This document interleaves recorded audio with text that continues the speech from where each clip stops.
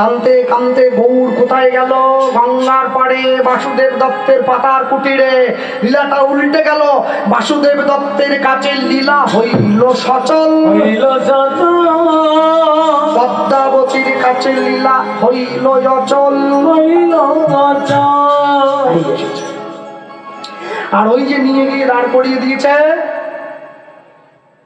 ওই নিয়ে গিয়ে দাঁড় করিয়ে দেওয়ার পর নিজের ছেলেটাকে বুকের মধ্যে করে জড়িয়ে ধরে রাতের অন্ধকারে মা ঘুম পাড়িয়ে রেখেছে। মা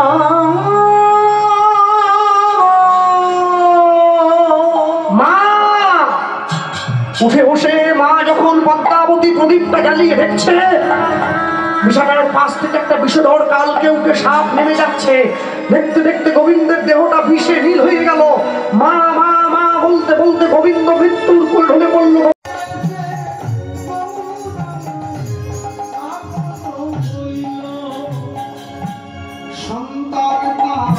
মায়ের সঙ্গে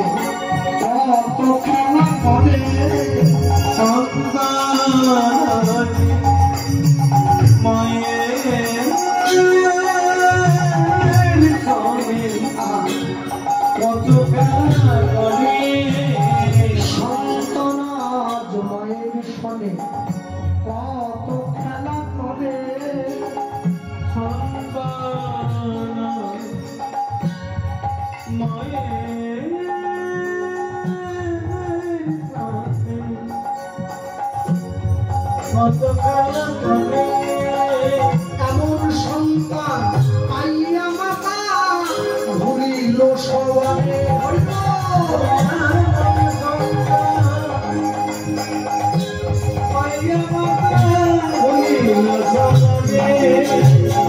এমন সন্তান পাইয়া মাতা ভুলিল সবারে।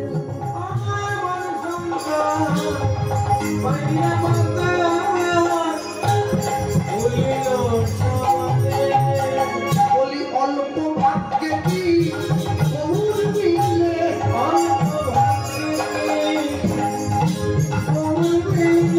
ওই যে অনেক ভাগ্যের ফলে ফলে অল্প ভাগ্যে কি গৌর মিলে।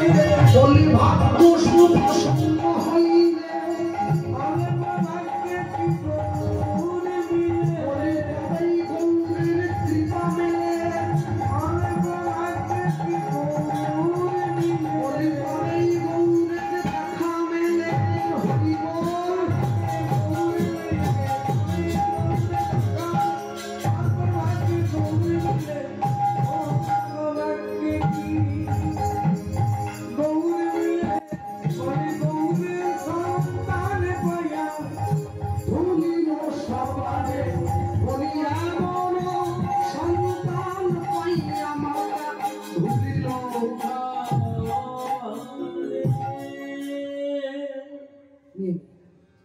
গৌর গিয়ে মাকে বলছে, মা একটা কথা আমার বলো, আমার কাছে তুমি আগে না বাবা আগে? মা বলছে, তুই বল, তুমি আগে। আমি যদি তোমাকে জীবনের শ্রেষ্ঠ ভালোবাসা দিতে পারি, তুমি কি পারবে না? মা বলছে, গৌর বলছে, মা আমি চাই তুমি বাবাকে ঘর থেকে তাড়িয়ে দাও। তুমি যদি বাবাকে ঘর থেকে তাড়িয়ে দাও, তাহলে আমাদের ভালোবাসার বাধা দেওয়া কেউ বলতো না। আর মা ছেলের ইশারাটা বুঝতে না পেরে, ভগবানের ইঙ্গিতটা বুঝতে না পেরে মা কি করলো? বাসুদেব দত্তকে অশান্তির ছলনায় ঝগড়া করে বাড়ির থেকে তাড়িয়ে দিল। আর ওই যে তাড়িয়ে দিয়েছে, ভাগ হয়ে যাচ্ছে, তার পর্যন্ত শেষ নয়। শেষে দেখা যাবে বৃদ্ধাশ্রম। আজকে সমস্ত কিছুর ভাগ হয়। তুই কেন কাঁদছিস আমাকে বল, আমি কাঁদবো তোর সঙ্গে একটু ভাগাভাগি করি। এইবার কৃষ্ণ বলরামের কাছে এগিয়ে আসলেন। দাদা, আমার চোখের জলের কারণ যদি জানতে হয়, এ হলো অভিশাপ।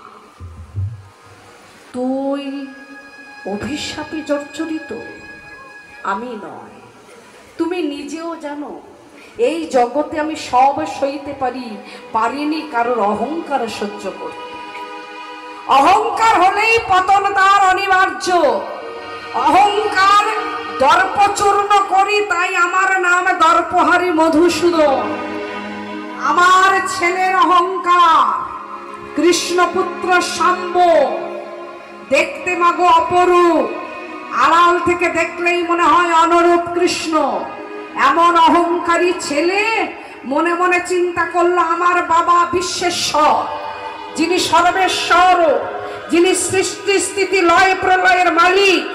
আমাদের অধিকার আছে যেখানে সেখানে যখন তখন আমরা যা কিছু অন্যায় অত্যাচার করে বেড়াবো। বিচার করবে সে তো আমার বাবা। বাবা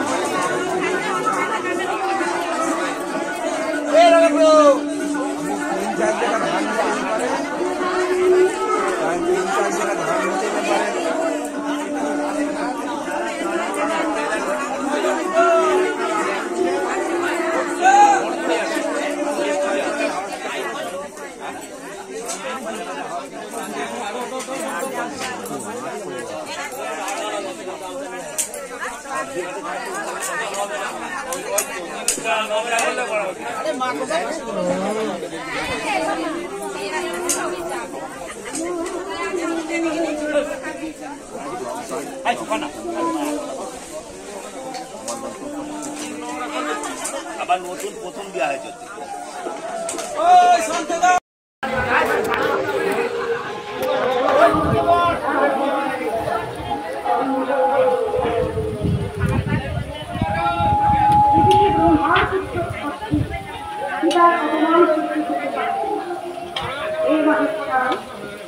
আপনি সর্বত্যাগী মহাযোগী বৈষ্ণব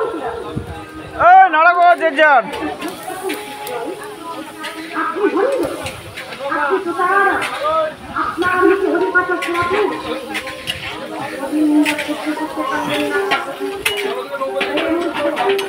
আমার সামনে আমার দুধে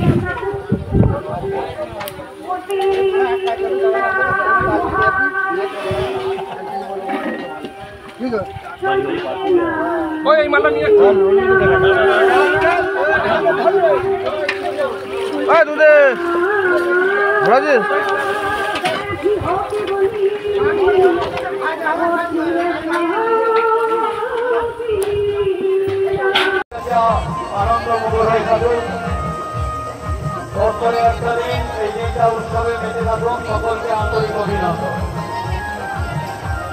জয়রানী আশ্রমের পক্ষ থেকে সকলকে আন্তরিক অভিনন্দন, প্রীতি, শুভেচ্ছা ও ভালোবাসা।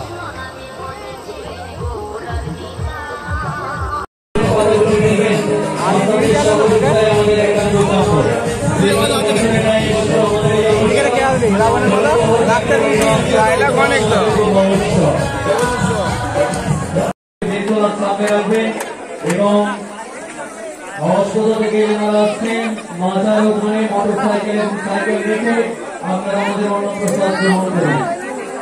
মণ্ডপের ভিতরে মোটর সাইকেল এবং সাইকেল প্রবেশ করবেন না।